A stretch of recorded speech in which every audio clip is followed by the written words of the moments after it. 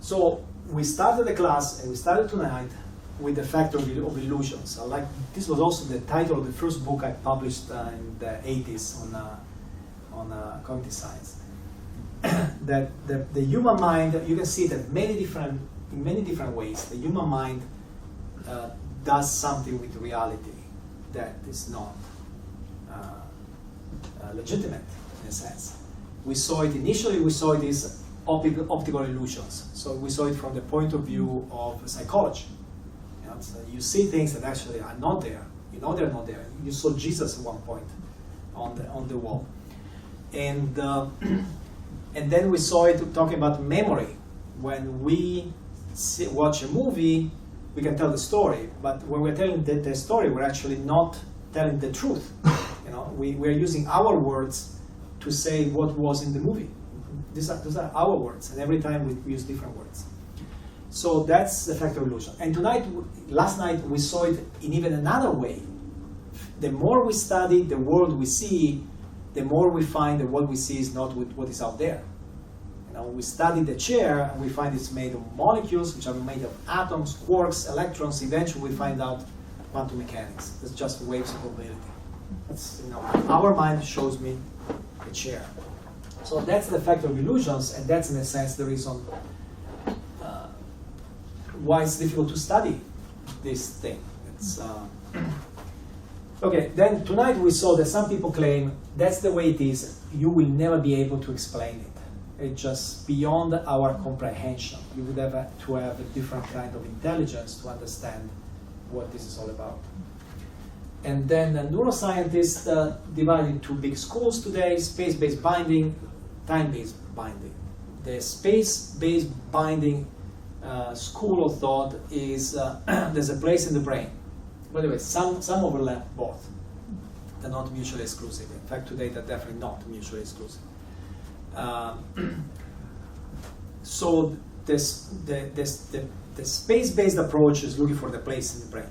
And there's different candidates, different people have different ideas where it would be that consciousness arises, where your conscious life is located. And the time-based school says, well, it's not in a location. It's the fact that neurons are activated at the same time, and they communicate, they integrate sensations by being active at the same time.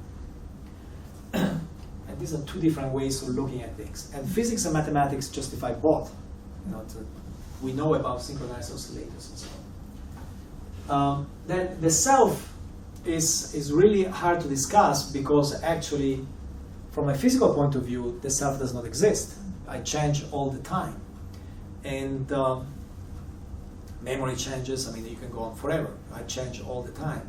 So discussing the self, the concept that I am Piero, it's really difficult, because I can't even define this thing called Piero. It's physical. If I try to define it from the physical point of view, from the point of view of the constituent matter, that has changed from when I walked into the room 6:45, whenever it was. And so theories of self tend to think that the self is something that is created over time, and there's just something that gives you the feeling that you are the same person. It creates the continuity. And now they can be more or less pessimistic about what that is. The most pessimistic says you have absolutely no control over this. It's just a total illusion. The brain is doing what it's doing, and then it's faking your identity. Or you can be less pessimistic and see yourself more in control of this.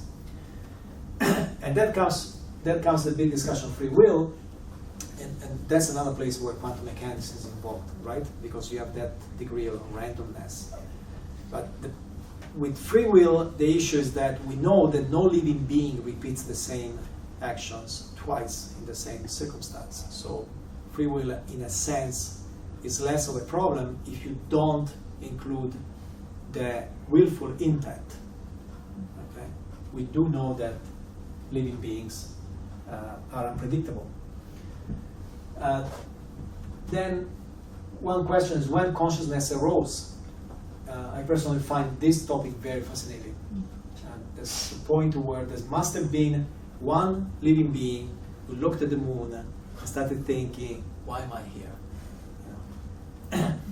And of course, we probably, unless we invent time machines, we probably never know when that moment was. Anyway, different ideas. One idea is that we were born more or less unconscious, and then we were able to communicate. Language evolved. As language evolved, eventually language also evolved inner language, consciousness.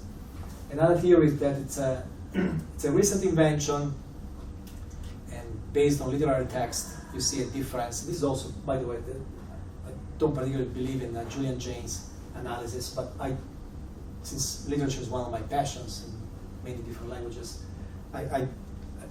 it is true that there's a fundamental different way in which stories are narrated, and you have to wonder what happened. But even in more recent centuries, you see a difference in the way, whether cultural or not, or reflects something, some evolution that is going on in the human brain, which literally means that your great grandfather